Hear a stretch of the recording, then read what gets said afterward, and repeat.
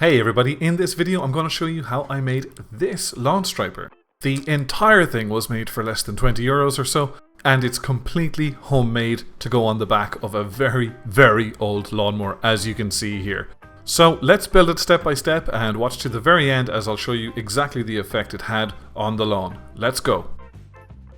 So we moved into this house after we built it about 3.5 to 4 years ago, and without massive budget for lawnmowers and things like that, I got this very old one, possibly 20 years old, but I'll double check it. And this is what I'm using today. So no fancy attachments or latches on the back. It's a very basic old lawnmower, but I'm going to be using this 2-inch pipe, which I had cut at a local hardware store. They just gave it to me for free after cutting it because it was such a minor purchase to make, and combined it with some Caribiner clips. And you'll see these eye bolts. I'm going to take a lot of the stuff off this eye bolt because all I want is the hoop and the nut. This is just a bolt to go into a concrete wall, but as you can see here, I'm going to unscrew it and just take what I need from it. Also guys, just as a side note for one moment, just as I'm using this lawnmower, at the end of this cutting season, towards the end of winter, I'm going to completely take this lawnmower apart and do a complete rebuild and respray, so please do subscribe.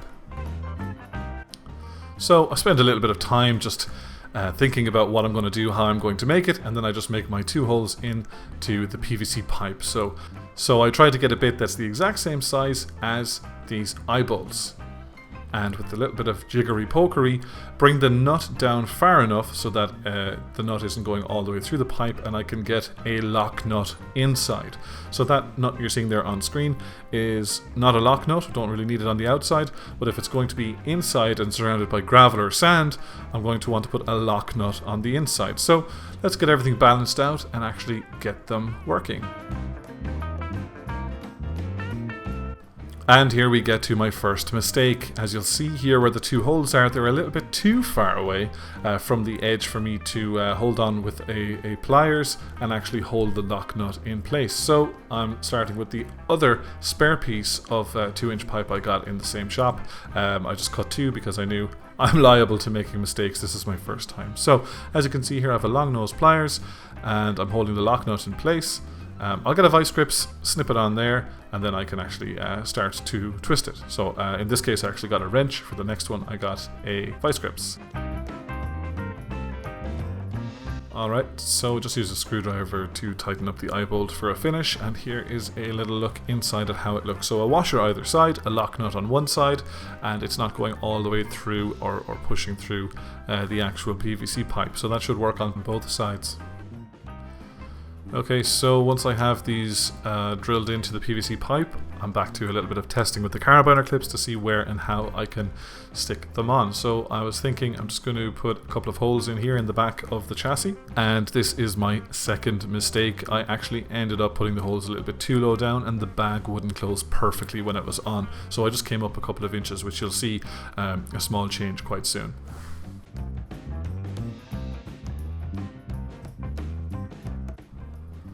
Now, while I was figuring that out, at the same time I got end caps for the 2-inch PVC, got some super glue, stuck it on, and put on a little bit of masking tape also just to hold it down while it dried initially.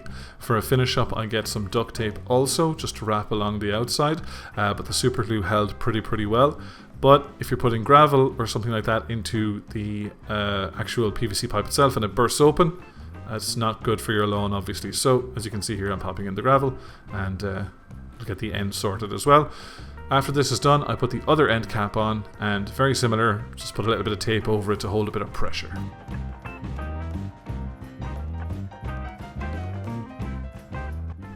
So back to the lawnmower itself. As you can see here, I just put a couple of bolts into the back of the lawnmower and got some chain. I used some M5 bolts as it's quite a small chain, and I wanted to cut it here at a distance that would never go in under the lawnmower if I was to reverse. So just a quick warning here on this is that it's not really for reversing this type of lawn striping kit. You have to be seriously careful.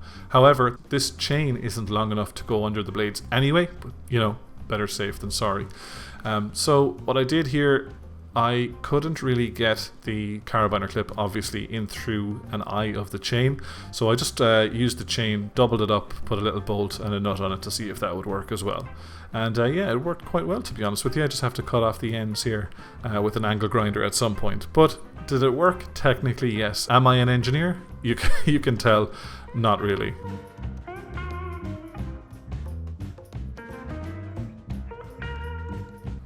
So once we get the bag on, we're able to see how it kind of looks, and let's get straight out to the lawn. Now this lawn was recently scarified, so it's not in fantastic condition either.